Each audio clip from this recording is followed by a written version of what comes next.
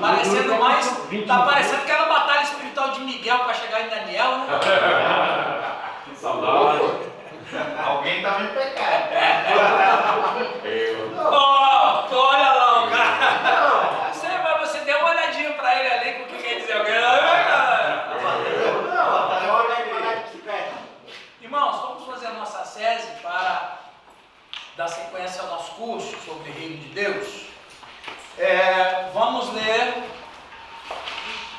Perdeu o lugar, Baiano. Mas o Baiano tá chique hoje, hein? Não, eu já tenho acesso, pessoal, eu já.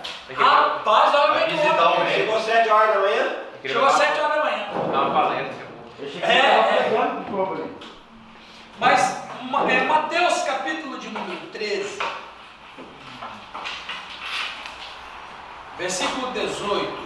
Mateus 13, 18. Todo mundo encontrou aí?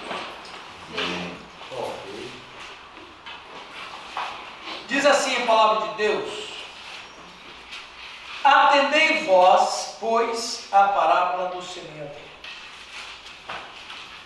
A todos os que ouvem a palavra de Deus e não a compreendem, vem o maligno e arrebata o que foi semeado no coração.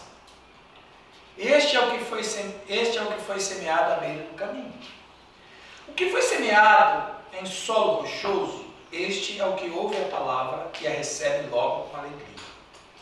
Mas não tem raiz em si mesmo, senão antes de pouca duração, em lhe chegando angústia ou perseguição, por causa da palavra, logo se escandaliza.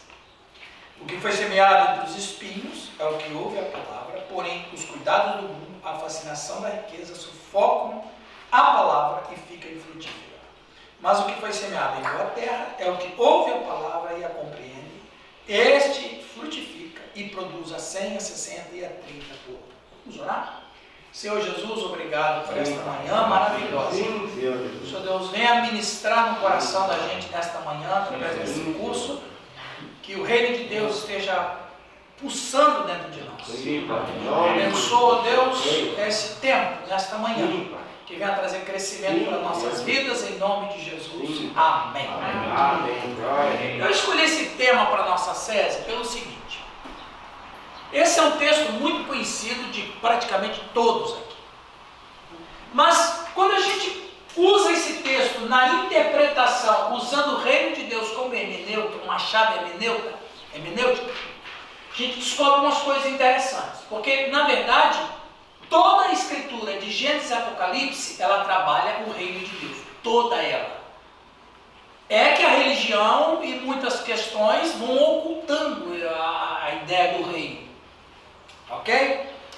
Um teólogo e escritor do século XIX, o Gilbert Chesterton, ele dizia o seguinte: não é o bem, não é o mal que tem que ser explicado na história da humanidade. É o bem que tem que ser explicado. Olha que interessante. Ele fala na sua visão da vida e do homem, ele diz o seguinte: a partir do princípio que somos todos maus, por que existe o bem? Então, é uma inversão de pensamento. Às vezes a gente quer explicar o mal, mas o Chesterton tinha razão. A gente tem que saber por que tem o bem. Porque o mal é isso aí mesmo. Nós somos maus. Nós somos pecadores, uma raça caída. Vivemos num universo caído, o universo está morrendo.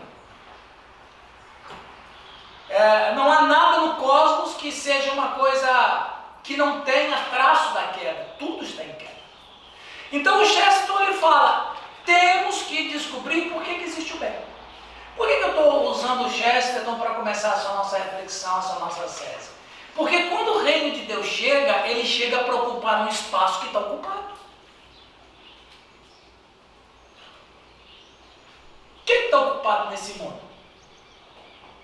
O caos, a morte, a desgraça, a desobediência, o ódio. Então, quando o reino de Deus chega, Caio, ele chega se acotovelando para encontrar um espaço nesse mundo. E Jesus diz isso bem claro nesse texto. É porque talvez você não leu esse texto com essa visão do reino plano de fundo.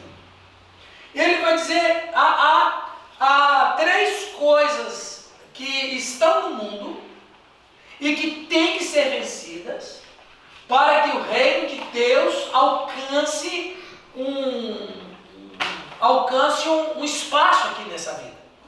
Primeiro ele fala do diabo.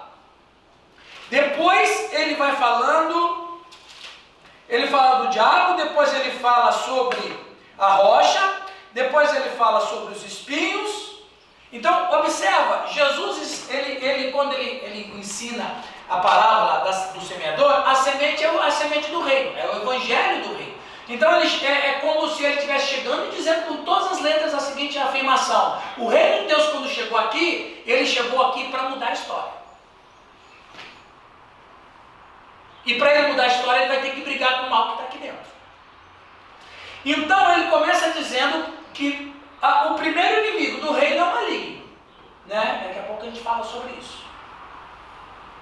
Então, quando uma pessoa, eu vou falar uma coisa, bom, vocês que já me conhecem não se escandalizam mais comigo, né? Isso é importante.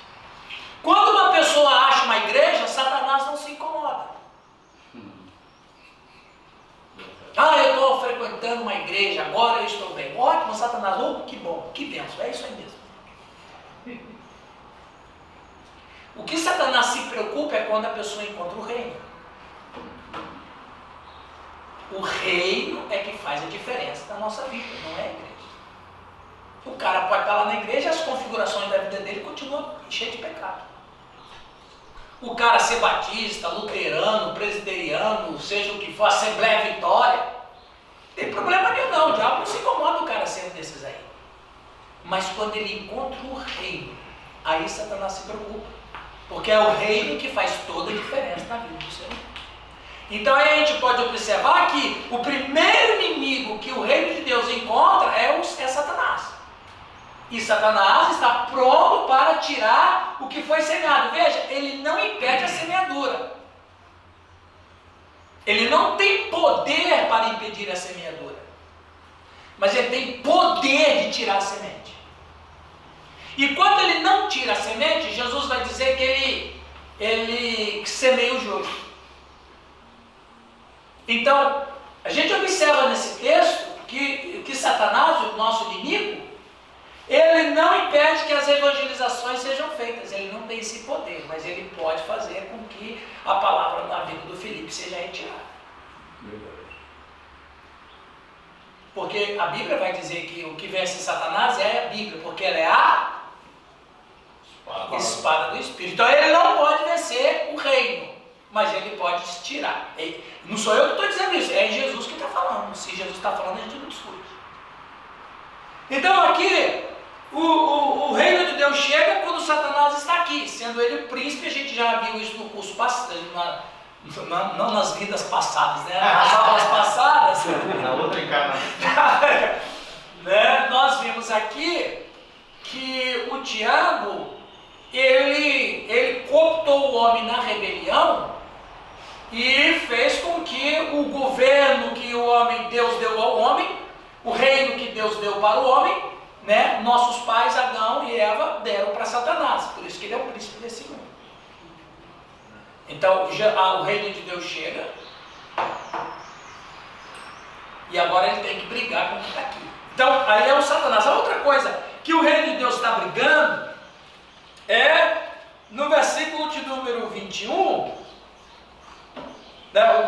versículo 20: o que foi semeado em solo rochoso, este é o que ouve a palavra, recebe logo com alegria, mas não tem raiz em si mesmo, sendo antes de pouca duração. Ele, chegando a angústia ou perseguição por causa da palavra, logo se escandaliza. Então, a pessoa, ela se deixa levar pela perseguição e angústia, que são os males que estão aqui. Então, o reino de Deus encontra um outro inimigo aqui. Tem o diabo e tem a angústia que está presente no mundo, que é fruto de um ser caído. Depois ele diz que tem outro inimigo, que, versículo 22, o que foi semeado entre os espinhos, é que houve a palavra, porém os cuidados do mundo e a fascinação pela riqueza, sufoca a palavra e a infrutifica. Então, quer dizer, o outro inimigo aqui é o próprio sistema que está aí. E quando a gente fala mundo, né? A gente não pode ser aquele crente dele. Ah, porque quando eu era do mundo, não é, você agora é Big Marte? É verdade. Ai, pastor, igual o jovem falou assim, pastor, eu estou namorando. Eu pastor, que benção, você está namorando, mas estou. E ele disse, só que tem um problema, pastor, que a menina é do mundo. Aí o pastor falou, nossa, ela veio de Marte? Então a palavra cosmos, na verdade cosmos, né, que ele significa sistema organizado. Essa é a ideia. Cosmos significa sistema organizado. Quem criou essa palavra de acordo com alguns historiadores foi Aristóteles. Ele olha para o céu estrelado, ele olha para o universo e fala, isso é um cosmos. Então, cosmos como sistema organizado pode ser um mundo como natureza, pode ser um mundo como sistema pecaminoso,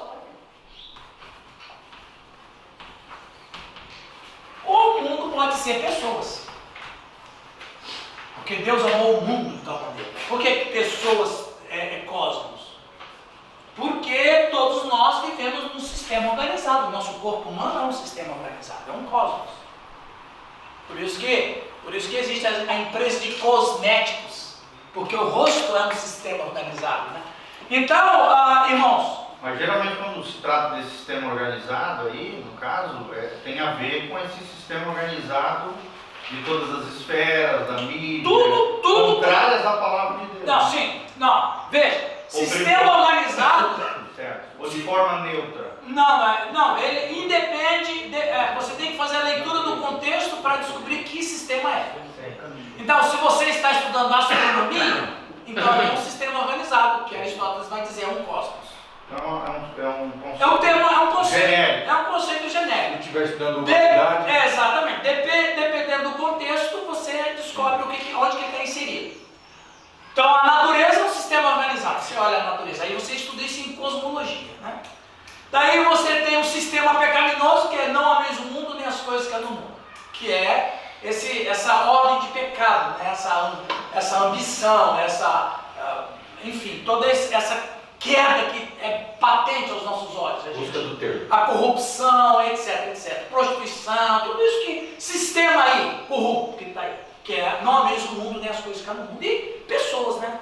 Nós somos pessoas que fazemos parte desse sistema organizado. Então, Jesus chega e diz aqui, então o reino de Deus quando chega, ele encontra o diabo, ele encontra as angústias e ele encontra um sistema organizado. Percebe? Então, o que Jesus está dizendo? Jesus está dizendo o seguinte, o reino de Deus, ele veio para dificultar o mal. O reino de Deus chega para dizer assim, ó, basta, acabou. O homem agora tem esperança. Não é mais assim. Então agora acabou tudo o que o pecado oferece. O reino de Deus vem para trazer esperança. O reino de Deus vem para libertar. O reino de Deus vem para trazer libertação. O reino de Deus vem trazer promessa. O reino de Deus vem trazer fim aos males. O reino de Deus vem para trazer promessas de futuro, de esperança, de redenção, de remissão. Então, o reino de Deus chega para brigar com tudo isso. Ou seja, quando você lê aquele texto de Eclesiastes 3, quando diz assim, há tempo de guerra, tempo de paz, tempo de juntar pedras, tempo de espalhar pedras, vocês conhecem esse texto. Esse texto é uma prova que tem uma coisa estranha acontecendo.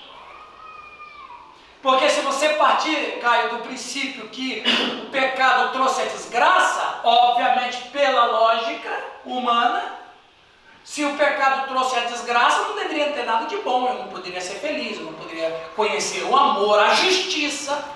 Inclusive, essa questão de justiça é interessante, porque quem cunhou a palavra justiça para o mundo foi Roma. E na verdade, o homem nunca pode produzir justiça. O homem só pode promulgar leis. Porque justiça, só um ser acima das leis pode promulgar. Como todos nós somos pecadores, o ser humano não tem condição moral de promover justiça. Porque a justiça é uma instância que está acima do bem e do mal.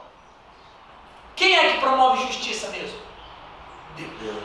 Mas por que Roma ensinou? Porque o César se achava Deus. Como se a justiça viesse dele. Como toda a civilização ocidental, a nossa iuris é romana, então nós trouxemos isso lá de César. E o que a gente chama de justiça, na verdade, não é. Aliás, inclusive, a própria nossa está totalmente corrompida.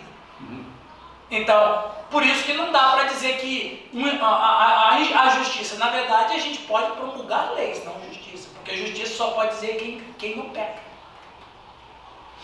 O legal disso é no inglês, né? São duas palavras. Isso, diferentes. justice, o righteous, Justice, né? de right. Right. Justice é justiça humana. Righteousness é uma virtude que Isso. procede do próprio É uma Deus. virtude. Então, a ideia de justiça é virtude. Então, o reino de Deus chega para promulgar justiça.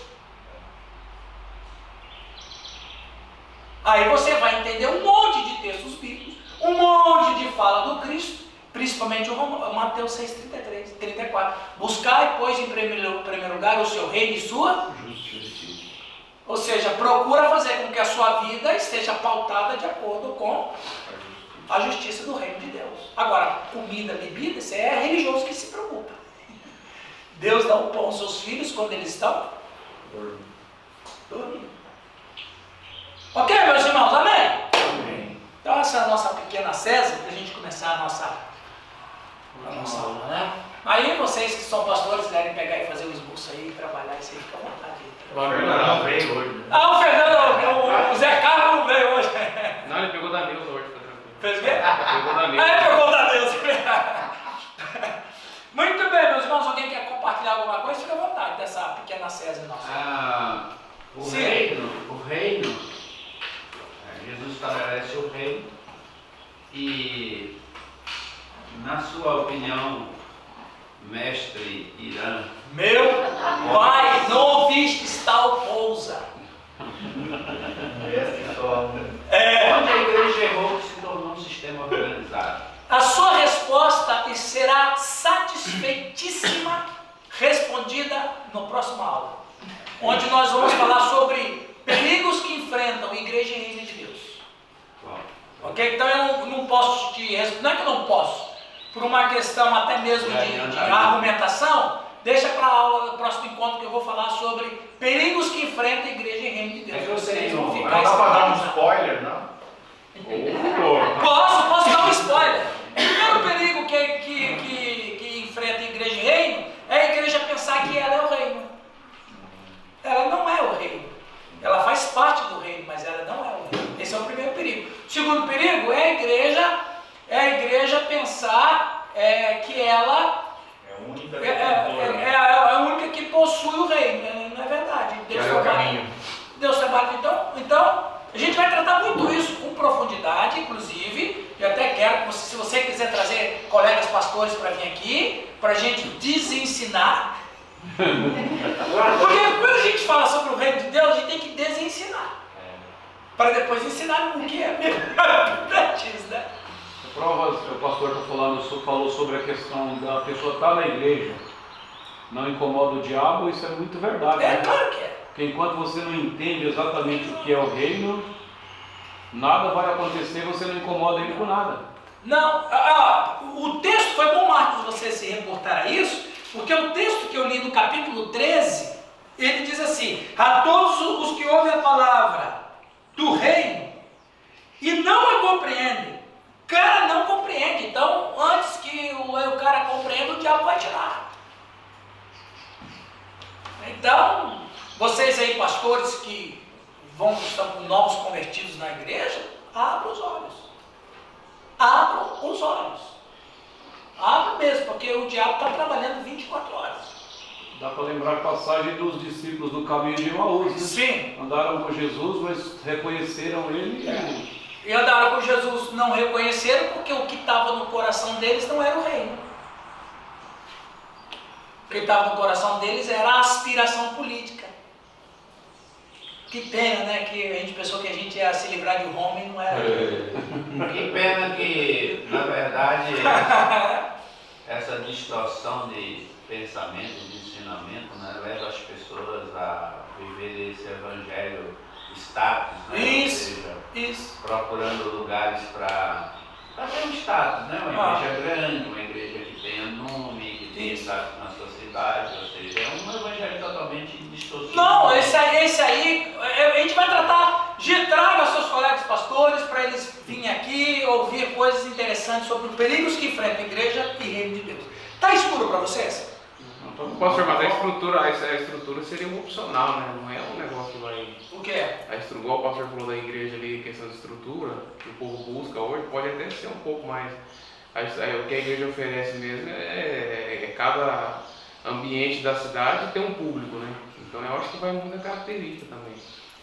Nós não podemos fazer, porque o religioso, Luiz, lembra lá em Israel, quando o povo falou assim, não, pode deixa que os inimigos venham, nós vamos entrar no templo.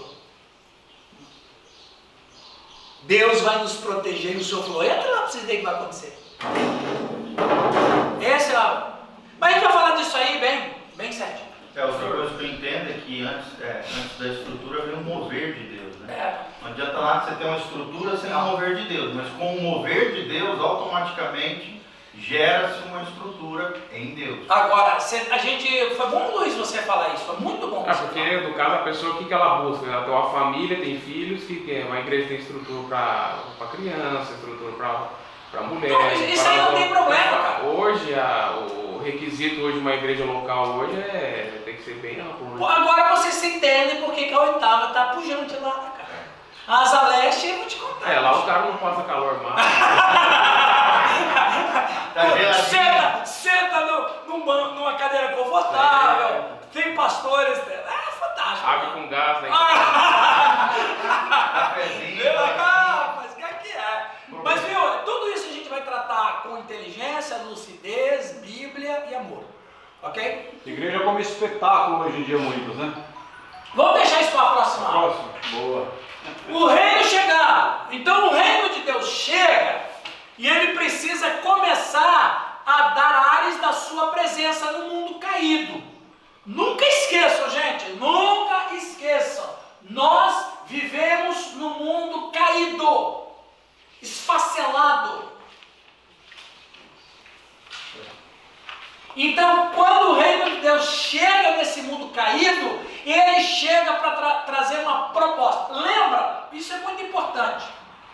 João Batista falou isso e Jesus falou isso. O reino de Deus está próximo. Ou seja, o reino de Deus nunca deixou de existir. Ele apenas ficou afastado. Mas eu e o Luiz não vamos juntar, porque o pecado vai ter reino de Deus. E tem meu apoio, hein? Nossa, chata. Tem meu apoio. Então, quando o reino de Deus chega, Satanás entra em desespero. Então, quando ele chega, a primeira coisa que Jesus faz, de acordo com Mateus capítulo 12, é amarrar o valente. Aquele Com que está Satanás. em pé, cuida para que não caia. 1 Coríntios 13. Então, cuida, né? Então veja, irmãos, o maligno veio, ficou aqui por milênios dominando o ser humano, até que o reino de Deus chega. O reino de Deus chega e tirou o sossego dele. Que daí o reino vem, e Jesus disse que quando o reino de Deus, se eu expulso o demônio, é porque o reino de Deus chegou. Então, quando o reino de Deus chegou, mas como assim chegou? Chegou na sua forma provisória. Tudo isso aqui é provisório. Daqui a pouco eu vou falar muito sobre isso. Então, tudo que está aqui é provisório. Por que é provisório? Porque tem o mal, e o reino de Deus chegou para ser a diferença do mundo, gente. Isso é que é importante. O reino de Deus chegou para fazer diferença nesse mundo. Porque Deus não vai destruir esse mundo de novo. Ele falou que não vai, ele fez uma aliança. Ele não vai mais destruir o mundo. Então, para ele não destruir o mundo,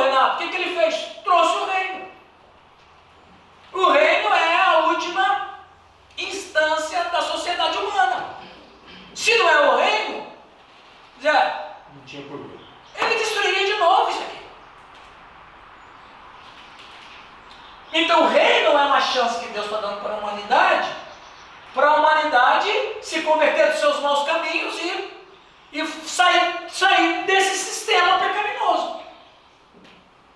Então, o diabo, ele é um inimigo vencido, mas não ainda completamente. O que você falou é importante.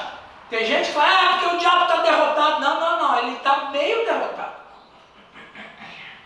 Porque se ele tivesse derrotado, ele não semeava joio.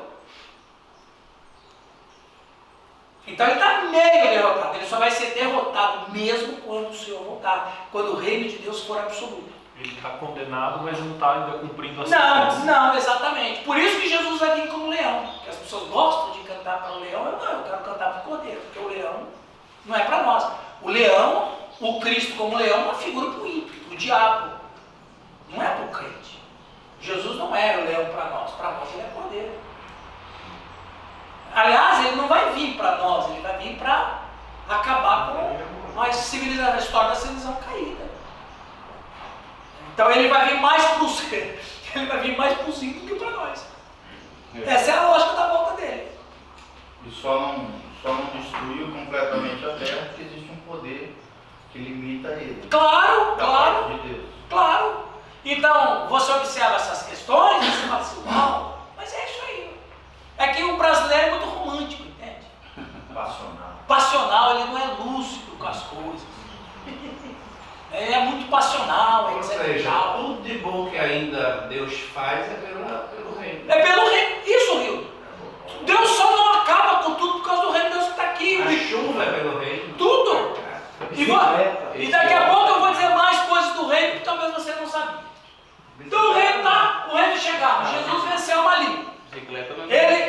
Ele venceu o maligno, Jesus venceu o maligno, mas o maligno ainda não tem a derrota final. Você lembra lá, Gênesis 3,15, que o Senhor Jesus vai fazer o quê? Mas não foi na cruz que ele pisou.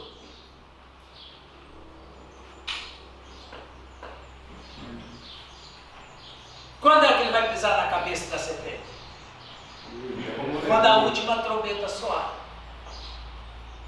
E quando é que se mata um animal na cabeça? Quando o animal não tem condição de sobreviver, então vamos sacrificar o animal, né? O cavalo quebrou a pata, ou qualquer outro tipo de coisa. Você acerta a cabeça, porque daí não tem como viver. Então, o diabo, ele está completamente ferido. Só não morreu ainda.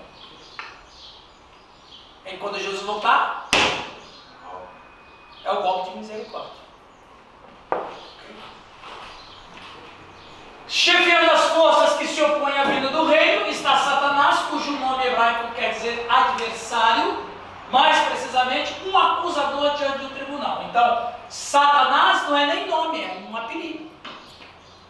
Aliás, a gente não sabe nem que nome ele tem, porque tudo que se refere a ele é apelido. Lúcifer é apelido, Satanás é apelido, diabo é apelido. Ele nem sabe o nome dele. E talvez seja um nome até muito bonito, né? Osvaldo.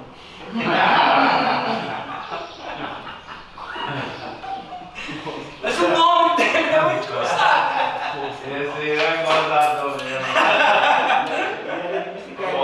Chegou até a cair o caderno do Alex, né? E ele era de bicicleta ainda. Não, viu, Rio? Ele anda de bicicleta Meu também. irmão chama Osvaldo Fábio. E faz 50 quilômetros. Então, veja, gente, o diabo é inimigo do Renato. Ele não é inimigo de Deus. Eu sempre gosto de frisar isso. Deus não tem inimigos. Só pode ter inimigos entre iguais. O diabo é uma criatura. Ele, então, não é inimigo de Deus. Ele é inimigo nosso. Deus não tem inimigos. Quem é semelhante ao Senhor? Então não pode ter inimigo, né? Então o diabo, ele é nosso adversário, não é adversário de Deus. É que o brasileiro gosta desse negócio, né? O diabo, Deus, brigando. Não, meu Deus. Ou você está elevando a potência dele, ou está diminuindo Deus. Diminuindo Deus. Qual das duas é pior? Diminuindo Deus. Por isso que o judeu não acreditava acreditava no diabo. Né? E por isso que ele não acreditava que o mal foi Deus que fez, porque não tem outro ser que cria mal, é Deus que fez também. O de Deus falou, tá bom, eu fiz o mal. Eu mandei um vídeo interessante, né? Aquele lá que você me mandou é aquela crença judaica lá. Acredita que o mal é o próprio ser humano, É. a própria natureza humana, que é o diabo. Um circunstante perguntou para Agostinho de Hipona no século IV, por que Deus não destrói o mal? Agostinho disse, porque o mal não existe fora do ser humano, o mal existe dentro do ser humano. Para Deus destruir o mal, ele tem que destruir o homem. Como ele ama o homem e não quer destruir o homem, a melhor maneira de fazer o mal deixar de existir é ele ser cheio de Deus. Redimir, né, o homem. Redimir, porque daí o mal é a ausência do bem. Então quando o ser humano se arrepende dos seus pecados e volta para Deus, ele volta para o sumo bem, aí o mal deixa de existir na vida do cara. Vai introduzir o reino mesmo, né? Aí chega no reino, e o reino é o único que pode fazer isso aí. E a Bíblia fala que é o reino do amor. Colossenses 1,13, ele nos libertou do império das trevas e nos transportou para o reino do Filho do seu amor. Colossenses 1,13 é claro isso aí. Continuando. Jesus já tinha vencido o maligno na ocasião do deserto. O que estava em jogo naquele momento era o reinado messiânico, sendo inclusive uma das tentações, os reinos desse mundo. A gente já tratou isso aí, né? A perdição que os demônios sentem quando estão na presença de Jesus é prova de que o reino de Deus está presente e, consequentemente, provando que o maligno perdeu. O maligno perdeu, o reino está presente, então ele fica com suas forças cerceadas, ele não tem mais tanta, né, oportunidade de se pronunciar com tanta poder. O reino de Deus tira o seu. Jesus operou milagres. Né? Alguém lê isso aqui para nós, por favor? Jesus operou muitos milagres, prodígios e sinais. Atos 2:22, que provam que ele é o Messias anunciado, o Filho de Deus, o Salvador enviado por Deus Pai, e que o reino de Deus está presente nele e já está no meio de nós. Então, o fato de que houve curas, na verdade, daqui a pouco eu falo sobre isso, são sinais de que o reino está presente. No reino de Deus não tem doença. Por que ele também, o reino de Deus vence o diabo? Porque no reino de Deus, quando tiver absoluto, não tem o diabo mais. Quando tiver o reino de Deus no seu estado absoluto, não tem mais doença. Então, as curas, sinais e milagres que Jesus fez, foi mais do que provar a sua messianidade, foi para dizer, o reino é assim. Quando o reino chegar desse jeito, não tem doença mais. Então, é essa a ideia. A operação desses sinais milagrosos, que pode ser ocasião de escândalo para alguns, tem por objetivo convidar as pessoas a crerem em Jesus e nas suas palavras. Aos que a ele se dirige com fé, concede o que pedem. Apesar dos seus milagres serem tão evidentes, Jesus é rejeitado por alguns e até acusado de agir por intermédio dos demônios. E na verdade quem falou isso foi quem mesmo que disse isso? Os fariseus, os sacerdotes, que não se converteram, porque na verdade é aquela lógica comunista. Acuse do que você é. A lógica comunista é destruir o caráter de alguém. E o que eles, falando que Jesus tinha demônio, o que eles estão querendo com isso? Colocar em descrédito a pessoa dele. Eu posso até dizer assim, eu posso chegar e dizer assim, o Giovanni, ele é um cara que não dá para confiar. Eu ouvi dizer uma vez que ele deu um desviozinho lá na igreja, financeiro. Pronto. Se 10 caras acreditarem em você, os 8 vão voltar a acreditar, mas 2 não vão acreditar mais em você. Então a lógica de desconstruir a pessoa é assim. Lembra lá do muro de Neemias? Que o Tobias disse, uma raposa vai destruir isso aí. É colocar em crédito que o cara faz o que o cara é. Então os caras dizendo assim, ele tem demônio. Aí Jesus não deixou barato, né? Então ele diz, se eu expulso demônios, agora vamos na lógica, vocês são tudo burrinho, mas eu tenho amor com vocês, tá bom? Então vamos na lógica. Aí é como se ele falasse assim, daqui a uns séculos vai vir um homem chamado René Descartes e ele vai inventar o pensamento cartesiano. cartesiana. Se eu expulso demônio pelo próprio poder do demônio, o seu reino está dividido. Qual reino que vai sustentar-se quando ele está dividido? Olha. Então vocês são burros, né? Porque na verdade Jesus causou um alvoroço entre eles. Aqui eu não vou entrar nesse detalhe porque não interessa. Ok? Muito bem, então é assim. O Novo Testamento emprega 3 termos para designar os fatos extraordinários de Jesus: dunamis, poder; semeion, sinais; terá, prodígios. Alguém lembra nós esse slide? A cura que Jesus operou no passado e ainda opera é um sinal de que Ele quer o homem na terra, que se converta e que traga aos outros homens a cultura do reino de Deus, e assim estabelecer o reino de Deus na terra. A cura é um remendo que Deus faz, pois a pessoa vai morrer em algum dia no futuro. Veja, a cura que Deus faz. Volta ao anterior, rapidinho.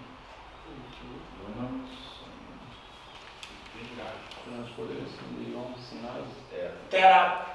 Prodígios. A cura que Deus faz é um remendo. Por que você vai ficar doente de novo? Aliás, você vai ficar doente enquanto você viver. Enquanto você viver, se Deus quiser curar, o Luiz, Deus vai curando. Ele vai curando, vai remendando você. Sua misericórdia são infinitas. Falando aqui, ó, tá ligado no Globo, apareceu uma matéria do reino de Deus aqui. Olha, seu celular está convertido, hein, cara? Seu celular está convertido, hein? Pela voz, né? É a voz do reino de Deus, exatamente. Falando O Google captou. Então veja, a cura, ela é na verdade um anseio daquilo que será. Não estou dizendo que Deus não cura, Deus cura. A gente usa a palavra de cura para cura. Nós, seres humanos, inventamos isso. O cara estava doente e agora está sarado, inventamos uma palavra, cura. Mas na verdade ela não é cura mesmo, ela é um remendo, porque o cara vai ficar doente e vai até morrer de outra doença, talvez. Ou talvez da mesma doença. O pessoal não é falar também, Deus vai te remendar. Não, para não falar. Pneu de bicicleta. Mas você sabe por quê? Mas é verdade, é verdade. O povo Não, gosta, olha. né? O povo gosta. O povo gosta. Gente, preste atenção, isso que o Hildo falou é muito importante. Ele é original do cara. Na verdade, nós somos remendados a vida inteira. Por quê? Porque nós almejamos a cura. Qual é a cura de verdade? A ressurreição do corpo. A gente tem que pensar grande, daqui a pouco eu vou falar alguma coisa sobre isso aí. Então, pensa, gente, pensa comigo, pelo amor de Deus, pensa comigo. Tudo que acontece hoje aqui é provisório. E até a morte. É um anseio daquilo que Deus vai fazer na volta de Jesus, cara. O cosmos espera a volta de Jesus, é isso que diz Romanos capítulo 8. A natureza, a criação, as árvores, os peixes, as águas, tudo espera a volta de Jesus. As estrelas esperam a volta de Jesus. Tudo espera a volta de Jesus. É o que diz a Escritura em Romanos capítulo 8. A natureza geme, a terra geme, querendo ser restaurada. Ela tem, Paulo dá áreas de pessoalidade à natureza. Ela geme como a gente geme. Então, quando a gente parar para pensar nisso, o reino de Deus chega no caráter provisório e ele começa a fazer alguns sinais do que será no futuro, entendeu, Renato? Vivendo num mundo de pecado e pecaminosidade, como é que você vai entender o amor, cara? Por isso que o mundo é ambíguo, é confuso, é paradoxal. O cara acaba de assaltar um banco, mata umas 3 pessoas, consegue fugir. Quando ele chega na casa dele, tem um filho dele que abraça ele, chama ele de papai e ele diz que ama o filho. Olha que paradoxo, que coisa ambígua. Isso significa o quê? Que isso aqui tudo realmente é muito confuso, esse mundo é confuso. Deus fala assim, não, esse mundo ficou confuso. Ainda bem que ele é confuso, porque o meu amor confundiu tudo. Por que vocês acham que quando o Senhor diz que as coisas de Deus confundem? Porque a lógica nossa é caminhar para a destruição. Corrupção. É lógico, a nossa tendência é essa. Agora, quando chegou o reino de Deus, mudou a perspectiva. Por isso que tem esse conflito todo. Tem um cara que eu não entendo porque que aquele não ama, odeia. É isso aí mesmo. E às vezes a gente coloca uma máscara, né? e olha para o outro e nós agimos de forma bem hipócrita mesmo, porque você sabe que você mesmo não presta e ainda julga os outros pelas suas atitudes, aquele é ruim, aquele é bom, o cara não presta. Então, mas ainda bem que tem essa confusão, gente. Por que ainda bem que tem essa confusão? Se não tem essa confusão, se tudo vai no ordinário, a gente está indo para todo mundo para destruição. O ordinário é destruição. O extraordinário é ter essa confusão. Perceberam? E essa percepção, né? Exatamente. Então, quer dizer, o caos está aqui, mas ele não domina mais. Tem alguma coisa que está atrapalhando o caos. O que é a conversão do cara a ser pecador? Ele está se rebelando contra a rebelião. Entendeu, cara? Porque o cara que não é convertido a Cristo e está fora do reino de Deus, ele é rebelde. Então, para ele ser convertido, ele tem que se rebelar contra a rebelião que ele está. Andar na contramão. Ele tem que andar na contramão do sistema. Por quê? Porque o reino de Deus é a contramão do sistema. Quando Jesus veio, Satanás falou assim, pronto, acabou o sossego, isso aqui vai virar uma confusão só. E virou, e tá uma confusão. Mas é uma boa confusão, não é uma confusão. É uma confusão que põe esperança onde não tinha. Põe paz onde não tinha. Põe amor onde não tinha. Põe misericórdia onde não tinha. Não tinha nada dessas coisas. Jesus veio e trouxe o reino, olha aí. É interessante pela ideia de John Stott, né? Da contracultura. Exatamente. O que na verdade, dos fatos, Oswaldo, quem está contra tudo não somos nós. Porque o reino de Deus veio para ser contra o que está aí. Ele usa a ilustração de o mundo é como se fosse um rio poluído cheio de peixes mortos. E nós somos os peixes vivos que estamos indo contra a maré na direção da fonte de vida que já não está poluída, está limpa. Exatamente. E aí tem essa confusão. Aleluia, irmão. Que ilustração é essa? Ele fala assim, ó, quem vai na corrente com a maré, na verdade não tem vida, já está morto. O peixe morto vai na maré. Vai com a maré. Mas os peixes vivos, eles pulam a piracema e vão na direção. Exatamente, na direção das águas límpidas para poder se multiplicar. E pegando essa ilustração do John Stott, o que ele quis dizer? Em outras palavras, diz o reino de Deus chegou e falou assim, agora tem um novo modo de viver. Extraordinário. Pobre que é rico. Pobre que é rico. Fraco que é forte. O que dá que tem. O que perde o que ganha. O que morre que tem vida. Que situação. E o que é maior é o que serve. Então, percebe isso aí? Isso é a lógica do reino de Deus. Por que no reino a gente só ganha quando perde? Porque quem está lá em cima não pode chegar lá. Olha que fantástico. É a lógica do reino de Deus. E no momento difícil sabe conservar seu coração leve, né? É por quê? Porque eu tenho esperança, que eu não tinha antes. Por que aquele que não é convertido, quando ele está no caos, no desespero, ele se mata? Porque ele não tem esperança. Ele é um peixe morto que está indo na correnteza. Agora o nosso querido irmão aqui, né, o Nil, né, perdeu a esposa recentemente e tal, mas o coração dele tem esperança. A gente passa as agruras que passar, mas é passageiro. A gente que é pastor sofre muitas vezes calúnia, difamação. Ótimo que eu estou sofrendo isso. Se o meu Senhor sofreu, eu não vou sofrer. Mas as pessoas não veem assim. Não, mas nós temos que botar essa visão para eles. Isso é terrível. Viu, Rio? Você tem que passar essa visão, o Giovanni tem que passar essa visão, eu tenho que passar essa visão. Todos nós. Pega esse curso que você está fazendo, leva para a sua comunidade, transforma a sua vida lá, cara. Tenha crentes comprometidos com o Evangelho, com o reino de Deus, que você não vai ter dor de cabeça. Né? Pastor, sim, meu Deus. Só voltando a nós somos remendados em vez de curados. Fazer a campanha na igreja, uma campanha do remendo. Cara, se você fizesse do jeito que o brasileiro gosta, essa criatividade, venha na campanha do remendo. Se você tem 50, você vai ter 100 naquele dia. Porque todo mundo vai querer saber que negócio de remendo é esse. Aí você prega a cura e fala, você quer ser curado de verdade mesmo? Nunca mais ficar doente? Entre no reino de Deus através de Jesus de Nazaré. Acabou, cara. Põe do remendo e fica top. Né? É verdade. O curioso. Ô Luiz, dá pra ler isso aqui, Luiz? Tô na piscina do meu bebê. Já mergulha o cara, né? Aí você faz uns remedinhos e entrega pro povo. Não, deixa eu melhorar a sua ideia. Faz de repente em venda, não. Vende por R$5. Não, vender não. Ô Luiz, vê logo. Rapaz, se tivesse alguém por aí escutar isso aqui, o cara, né, lá no programa dele da televisão, ele vai vender os remendinhos. O cara tá querendo vender folha de coisa.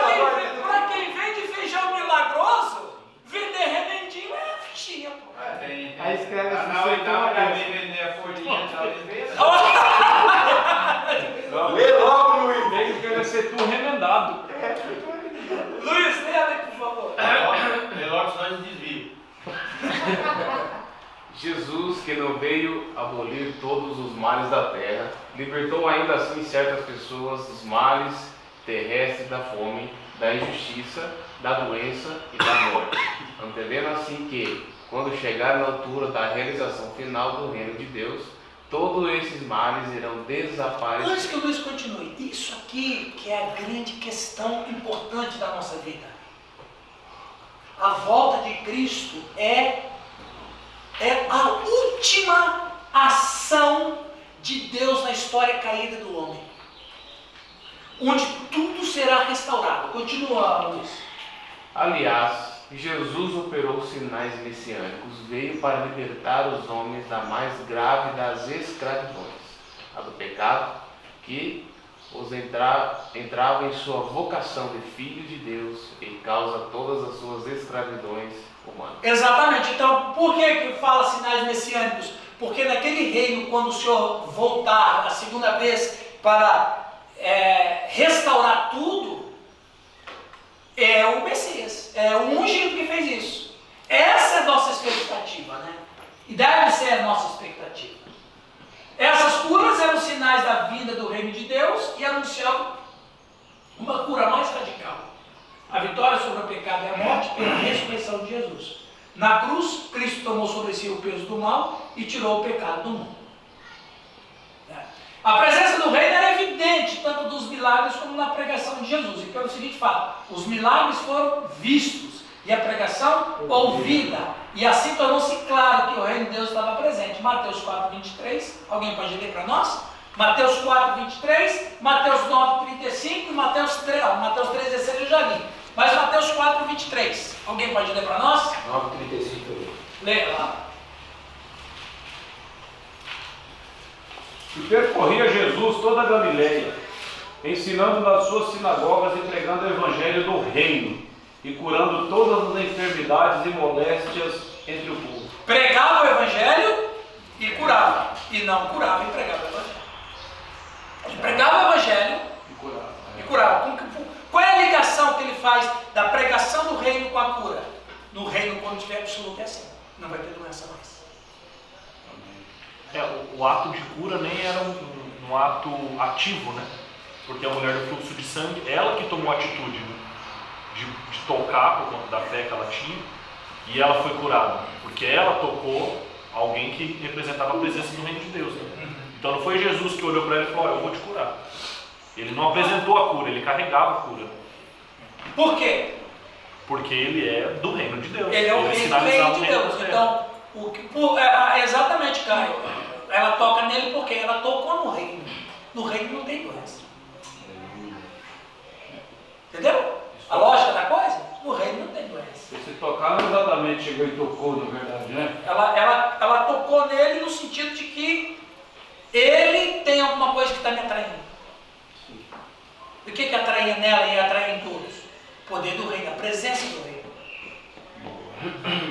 Ele tocou ela. A virtude do reino. A virtude do reino, o poder do reino, a presença do reino, a lógica do reino, a essência do reino. Porque a doença, ela é uma consequência do que é pecado. Como o reino vai abolir o pecado, então não tem doença, fica tranquilo. Ok, falamos já sobre isso aí. Agora, isso aqui que eu quero terminar. Ó, toda a nossa expectativa de restauração total está na volta de Cristo e na ressurreição dos mortos. Gente, a ressurreição dos mortos é a grande expectativa nossa. Não ia ler os outros, referências de Mateus. Mateus 4. Quem que pediu para ler Mateus 4? 4:23. 4:23, alguém lê para nós? Não, alguém já leu. Já leu. A 9:35. 9:35. É isso mesmo. E percorria Jesus todas as cidades e aldeias, ensinando nas sinagogas deles e pregando o evangelho do reino e curando todas as enfermidades e moléstias entre o povo. Exatamente. Eu vou falar disso daqui a pouquinho, vamos falar um pouquinho mais sobre isso. Agora, preste atenção no que você vai ler agora. Gente, isso é que Nilton chegou na hora certa, Nilton. Agora a aula vai começar bem, Nilton. Gente, quando a gente fala de redenção e de salvação, eu vou aqui falar uma heresia para vocês. Quando a gente fala de redenção e salvação, nós trazemos para o nosso tempo. Mas na verdade, redenção e salvação é só aqui, ó.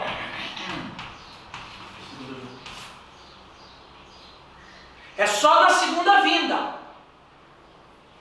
Porque às vezes não, eu sou redimido por Cristo. Ok, você está nesse processo, que a redenção só naquele dia.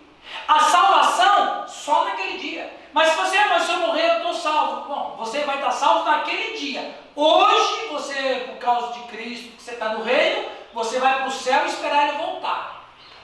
O céu é uma conexão que a gente faz. Não é a nossa morada final, e eu já falei isso aqui em aulas passadas. Então, quando a gente fala de salvação e redenção, nós estamos falando de salvação e redenção lá naquele dia. Aí você fala, mas por quê? Porque você e eu só podemos esperar a redenção quando o nosso corpo e a nossa alma estiverem unidas na imortalidade. Não agora.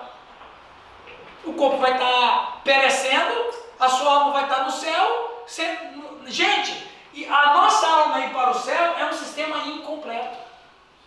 Porque Deus não criou o ser humano para viver com o incorpóreo, com a alma separada do corpo. Dividido, fraturado. Então, quando a gente fala de cura, a gente fala disso aí mesmo. Cura mesmo só naquele dia. Tanto que Paulo fala, né, que o último inimigo a vencer é a morte. Exatamente. O único, quando ele fala assim, onde está o morto teu aguilhão, ele não está falando do tempo que nós estamos vivendo, ele está falando lá, porque todo o contexto de 1 Coríntios 15 é futuro, não é presente. Onde está a morte teu aguilhão? Não, porque Paulo também morreu depois, né? Mas ele está se referindo, e o Apocalipse vai dizer, o último inimigo a ser destruído vai ser a morte. Então quer dizer que ainda ela está presente, ela reina ainda, mas ela não tem aquele poder que ela tinha, porque na verdade é o inimigo que está caminhando para a destruição. A morte está caminhando para a destruição. A segunda volta do Cristo. Na segunda volta do Cristo, a morte morre. Aliás, a morte começou a morrer quando Cristo morreu. A morte de Cristo matou a morte. Então, por que a morte de Cristo matou a morte? Porque a morte de Cristo foi uma morte sacrificial, diferente de nós. Alguém fala bem assim, mas Cristo morreu. Sim, mas a morte dele é diferente da minha. Eu morro por causa de quê? Por que nós morremos? Por causa do pecado. E por que ele morreu? Se ele não tinha pecado? Ele morreu porque a morte dele foi sacrificial, foi totalmente diferente da minha morte. E olha que coisa, como o Oswaldo falou, olha que paradoxo. No reino de Deus, eu só posso ressuscitar se eu morrer a morte de Cristo.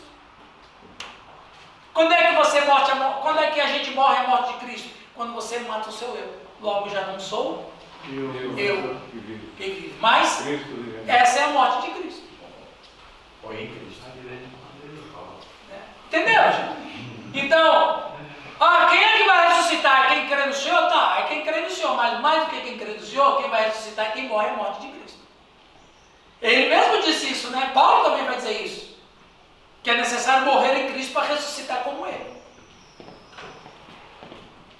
Então, quando a gente para pensar no futuro,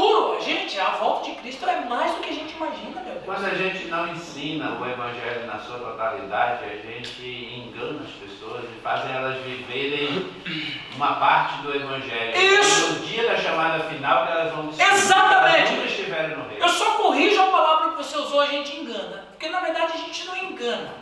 A gente ensina pela metade. Não, pode ter com a gente. Ou às vezes compreende, né?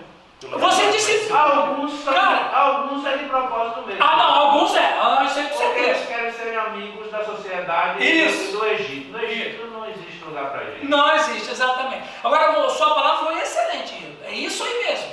Quando Cristo voltar, por que olha, os discípulos, depois, 30 anos depois que eles foram entender o reino de Deus, Pedro não entendia o reino de Deus, Tiago não entendia o reino de Deus, nenhum deles entenderam o reino de Deus, só Paulo que entendeu, e Estevão, que eu falei sobre ele na última aula.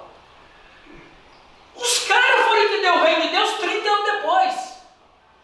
E aí você vai ver que Pedro mesmo vai dizer, e todos quantos amam a sua vinda. Quem é que pode amar a vinda de Cristo? Quem entendeu o reino. Porque quando a gente entende o reino, a gente está louco que realmente a volta dele seja...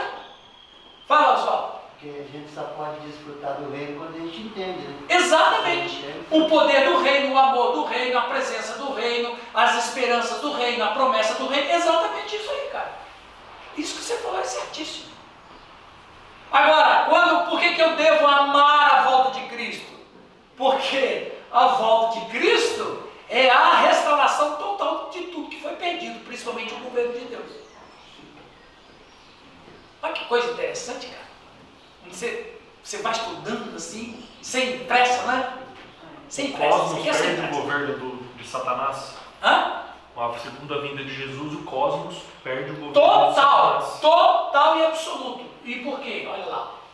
O propósito da redenção e salvação não é restaurar o homem no céu, mas restaurar o homem na terra. É conflitante, né? Muito. Para muita gente é conflitante. Por que é? Eu vou na palavra do Rio. É porque o sinal da evangelização vinda dos puritanos, presta atenção, é importante. Os puritanos, quando eles estavam na Inglaterra, eles lutaram muito contra um tipo de pecado lá. Qual?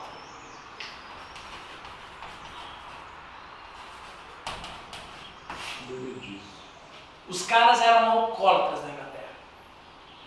Até hoje, né? Até hoje. A cultura é isso? A cultura da bebida é muito forte na Inglaterra. Povo para todo lado. Povo para todo lado. Então, eles lutaram muito contra a bebedice. Muito. E chegou um ponto que eles começaram a ser perseguidos. O que eles fizeram em 1620? Foram para onde? Foram para Nova Inglaterra. Eles foram para o Novo Mundo. Então, qual era a cultura dos puritanos? Eu tenho que me afastar do mundo, aceitar Jesus para ir para o céu.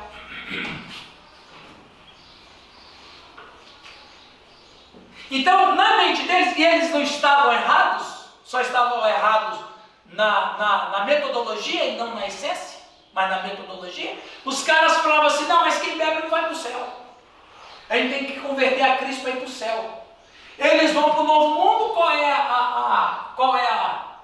a peça de evangelização deles? Céu. A teologia se solidifica nisso, a santidade representa o céu no cara. Quando começou as grandes navegações missionárias, eles vêm para o Brasil. O que todos os missionários americanos pregam aqui? Eu estava lendo um artigo que a Coca-Cola teve uma influência dos puritanos também nos Estados Unidos. Né? Porque eles pregaram essa questão aí da bebida. Os americanos também bebiam também. Claro, sim. Entendeu? Então eles desenvolveram a Coca-Cola, mas influenciados também pelos puritanos. Exatamente. Olha, isso é uma informação interessante. Ó. Tá vendo que o artigo dele confirma o argumento aqui que eu trouxe da história. Então a história se confirma, né? Então o que acontece? Os caras vêm para o Brasil, o que eles pregam? Você tem que aceitar Jesus para ir para o céu. Mas é o contrário. o céu é um brinde. Aliás, o céu não é nem a nossa morada. E para encorpar a ideia do céu, aí se criou: o céu é o destino final. Né?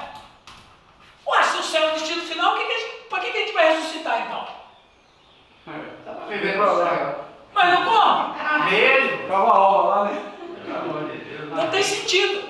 Então, até não tem nem sentido. Agora, assim, o Irã está falando que o céu... Não estou dizendo nada disso. O céu é um lugar intermediário, como o inferno também é um lugar intermediário. Não é a nossa morada...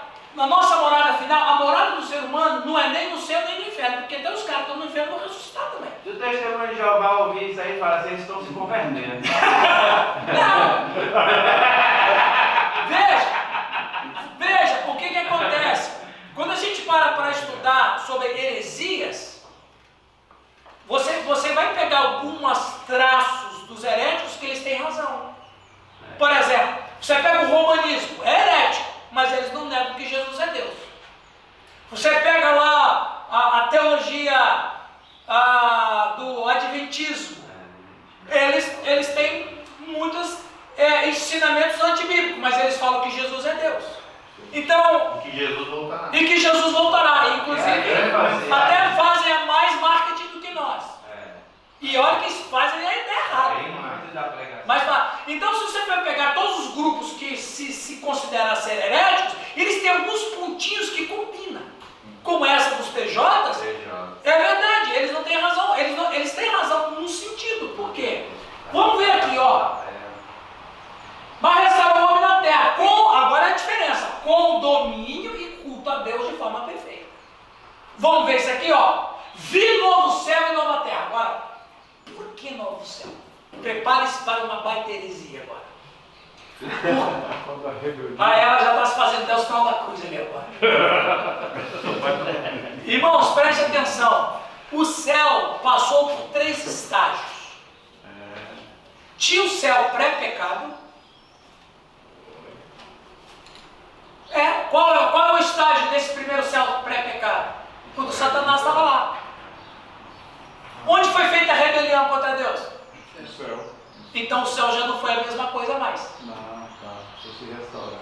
Por isso que a Bíblia vai dizer em Efésios que Jesus Cristo restaurou coisas na terra e restaurou coisas No céu. no céu. Então tem alguma coisa desorganizada lá. O pecado atingiu lá, porque o pecado começou lá. Então tem o céu pré-pecado, tem o céu intermediário, que é o Hades, o seio de Abraão, e tem o céu pós-pecado, que é esse aqui. Por isso que a Bíblia fala o quê? Tem uma coisa diferente, o céu vai passar por uma transformação também. Por quê? Por que senão João vai dizer novo céu? É lógico, quando você estuda a história bíblica, você vai ver que o céu passou por um processo de pecado. Uma rebelião, né? A rebelião foi lá. Quando fala da destruição da terra, não é que ela vai acabar. Não, ela vai ser renovada, exatamente assim como o céu, em alguma esfera do céu, não onde Deus habita, mas em alguma esfera do céu, onde é que Satanás tem o seu trono? Nas regiões celestiais, que Paulo no grego vai dizer no éter. São os 3 céus, né? Exatamente, é os 3 céus. Firmamento, regiões celestiais e o terceiro céu que é o trono de Deus. Exatamente, então quer dizer, tem coisa no céu que o Cristo também vai ter que consertar. Por isso que João diz, vi novo céu. João não entendeu nada, ele só viu. Só para constar que existe. Só para contar que vai acontecer alguma coisa. Então, vi novo céu e nova terra. Pois o primeiro céu já passou. Por que a gente nunca parou para pensar nesse versículo? Porque a gente não lê com atenção. E sabe por que a gente não lê com atenção? Porque eu prefiro acreditar no que as pessoas estão ensinando. Eu não tenho preguiça de estudar. Mais prático. É mais prático, muito mais fácil. Mas vai estudar.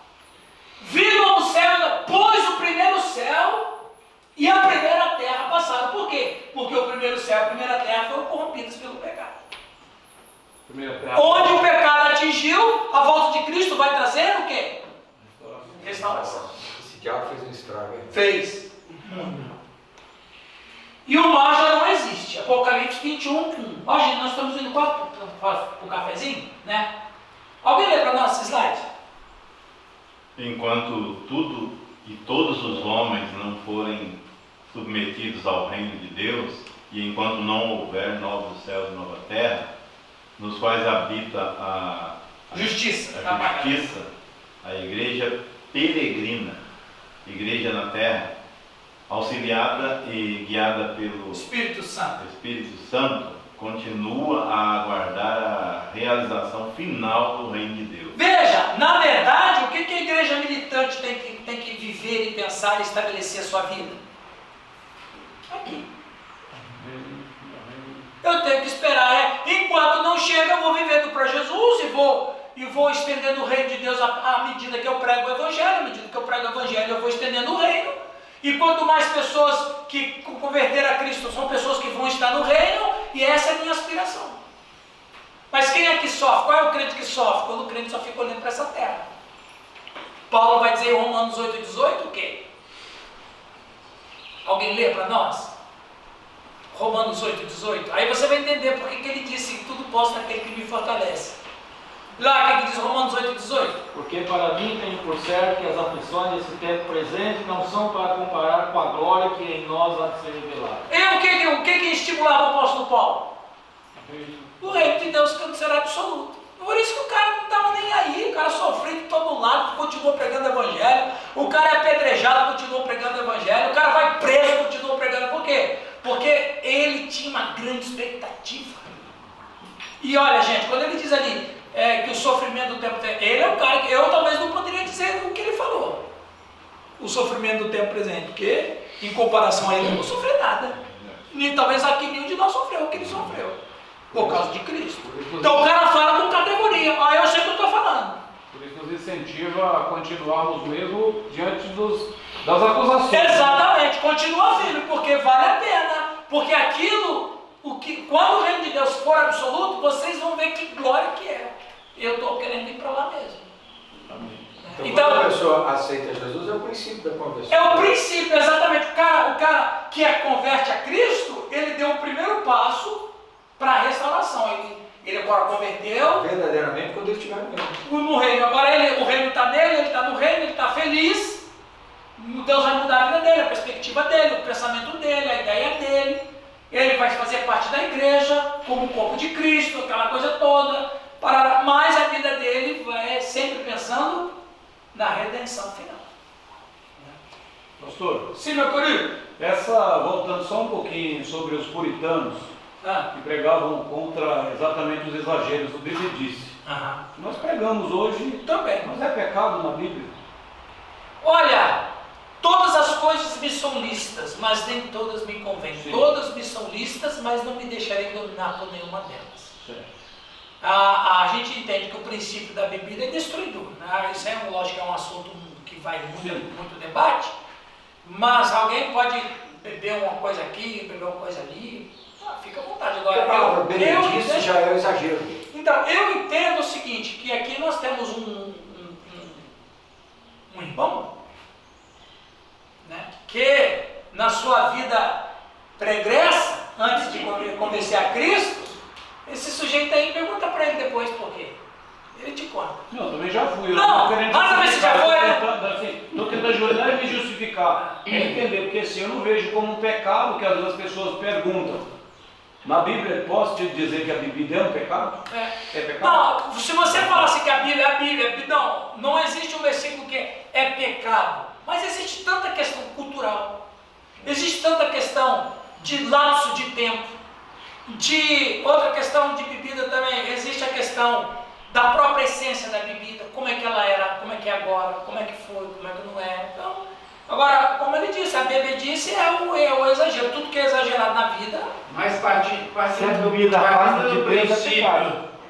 do princípio do sacerdote e também dos levitas, eles não bebiam bebida alcoólica nenhuma, bebida fermentada nenhuma. Bebida forte. Então, só bebida misturada. eu ainda sou desse princípio. Eu acho, na minha concepção, o servo de Deus ele não deve beber. Não, com certeza. Eu também sou dessa ideia Tá vendo, cervejinha? que a bebida, ela ainda mais a questão preservação cultural. Olha aqui, ó, foi bom que você falar, Marcos. Não é. Olha aqui, pessoal, essa pergunta dele foi boa porque vai entrar nesse slide aqui, ó. O Giovanni, lê para nós ali. Foi no café. Os cristãos, como membros vivos da igreja, num trabalho de discernimento, segundo o Cara, quer Espírito beber Santo, já. devem saber distinguir entre o crescimento do reino de Deus e o progresso da cultura e da sociedade em que pertencem e fazem parte. Pausa. Preste atenção, gente. Esse slide aqui é muito especial e responde um pouco o que o Marcos falou. Veja.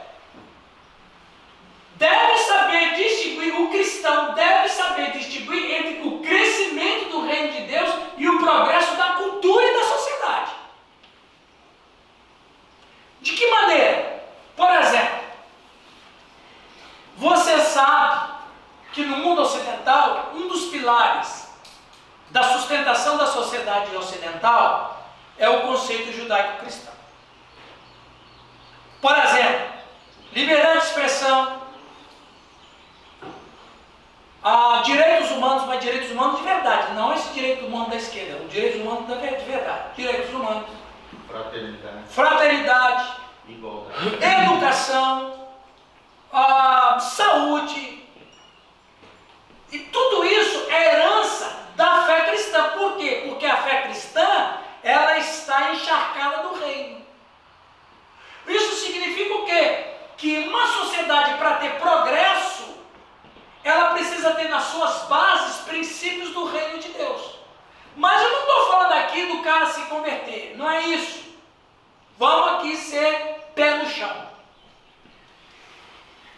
O Giovanni, termina de ler, por favor. Como distinguir não é sinônimo de separar, logo a vocação do homem para a vida eterna não suprime, antes reforça seu dever de acionar as forças do reino de Deus e os meios recebidos do Criador para servir neste mundo a justiça e a paz. Como assim? Veja bem, forças do reino. O que eu quero dizer com forças do reino? Que forças são essas?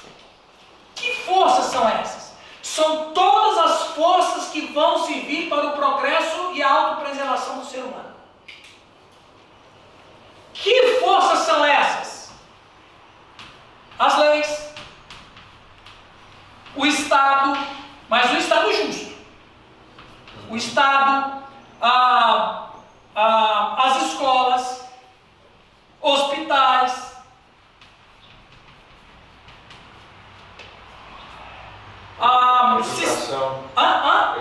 educação, está em escolas, né? Já está em escola. Economia, segurança. Então presta atenção. Olha aqui, ó, que interessante. Estou citando alguns aqui na mente, agora. Todas essas instituições são forças do reino de Deus. Aí você fala, mas por quê? Como assim? Olha, gente, Deus é o Senhor de toda. Salmo 24:1.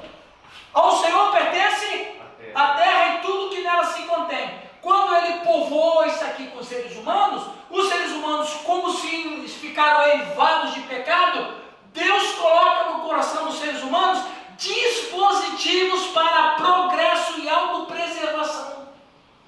Então, tudo que for para progresso e autopreservação da sociedade são forças do reino de Deus. Não tem nada a ver com salvação, não tem nada a ver com redenção, não tem nada a ver com isso. Mas é um outro estágio do reino de Deus. O reino de Deus no seu sentido espiritual, que só funciona através da conversão a Cristo, do qual a igreja é a agência principal, e o reino de Deus no seu sentido temporal, onde organiza a vida dos seres humanos para que eles não se autodestruam. Forças do reino.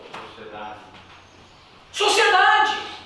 Mas a gente tem que ser crente inteligente. Eu gosto muito do Giovanni quando ele fala que na igreja dele ele tem que ser fé inteligente. E ele tem que ser mesmo. Então, todas essas questões, e por que a igreja, como instrumento do reino de Deus espiritual, deve se enfiar em tudo isso aqui? Porque ela faz um trabalho completo, velho. Ela sinaliza o reino. Ela sinaliza o reino. Preste atenção, meus irmãos. Vou fazer uma pergunta para vocês. Motorista existia 200 anos atrás? Não existia. Tinha o motorista faraó, né? Se você fizeram uma busca, você vai ver que existem centenas de novas profissões que não existiam nos anos passados. Por quê? Porque à medida em que o homem vai progredindo, Deus vai renovando a humanidade com novos talentos. Então os talentos e as aptidões, elas vão sendo natos no ser humano, que Deus vai concedendo, para que à medida que haja progresso, por exemplo, o Caio trabalha com marketing. Foto. Não tinha foto depois dos irmãos Lumière que veio, mas antes disso, 250, 500 anos atrás, não tinha foto mesmo. Então, à medida que foram descobrindo por Deus, então Deus foi dando novos talentos. Por quê? Forças do reino de Deus. Para o quê? Progresso e autopreservação da sociedade. Os irmãos estão entendendo bem isso aqui? Por isso que aí você vai. Como é que o reino de Deus vai mudar a cultura? O cara pode não ser convertido a Cristo, mas ele tem um estado justo. Leis justas. O cara pode até não converter a Cristo, mas ele não vai mentir mais. Ele não vai trapacear mais. Ela não vai mais passar rasteira, não. Entenderam? Então, mesmo que essas pessoas não se convertam a Cristo, mas o reino, quando entra nelas, muda. Eu quero terminar essa primeira parte. Você não tem noção do que foi a fé cristã no século I. A gente não tem noção. Porque aqueles primeiros irmãos ficaram tão encharcados do reino de Deus, inclusive, eu tenho um tema de aula, essa você não pode perder. O reino de Deus é a realidade brasileira. Essa aí vai mexer com vocês, hein? Quando? Vai mais pra frente. Arrasta pra cima e se inscreve no canal. Essa aula sobre o reino de Deus e a realidade brasileira é muito interessante. Eu preparei uma aula muito caminho para vocês. Então veja, quando a gente vai observar o século I, em Atos capítulo 16, se eu não me engano, 17, a turma foi e prendeu Jason, lembra do texto? Eles foram procurar uns cristãos e não acharam lá, e aí eles disseram, esses que têm transtornado o mundo chegou aqui. Então preste atenção, o que foi o reino de Deus no século I? Eu quero dar uma invertida na história. A fé cristã, ela bagunçou o mundo no século I. O reino de Deus atrapalhou muito a sociedade no século I. Vamos lá. Vou começar com essa questão. Primeira questão, houve fábricas de deuses faliram. Inclusive Demétrio foi contra os cristãos, porque o Demétrio pensou assim, esses caras vão acabar com o nosso emprego. Lembra lá quando Demétrio cita uma grande confusão contra os apóstolos? Esses caras vão acabar com nós, estão brigando contra ídolos. Veja, quando o reino de Deus chegou, aqueles cristãos ficaram cheios do reino de Deus, faliram as fábricas dos deuses. Você sabe que falir uma indústria, o que gera? Desemprego. Gerou desemprego, atinge o quê? A economia. Muitos sacerdotes perderam o emprego, porque os cristãos não iam mais para os templos. Eles iam para as casas. Os arúspices, que era muito forte, a prática da aruspicina era muito forte, inclusive tinha até sindicato. Os arúspices eram uns caras que adivinhavam o futuro usando vísceras de animais. Era muito comum, era muito popular isso lá. Um peixe, um boi, qualquer animal. Um pássaro, qualquer tipo de animal. Eles pegavam as vísceras dos animais e falavam o futuro do cara. Era muito comum. Os arúspices, o sindicato deles reclamou para o governador que os cristãos atrapalharam. O exército foi alterado, porque você sabe que no mundo antigo a adoração à divindade estava intimamente ligado com a profissão. Se o cara era agricultor, ele adorava o deus das chuvas, do tempo e tal. Se o cara era um pecuarista, ele adorava os deuses da fertilidade. Se o cara era um pescador, ele adorava os deuses dos mares. Claro, o cara... Agora, se ele muda de profissão, ele tem que mudar de igreja. Eu não quero mais trabalhar com agricultor. Eu quero ser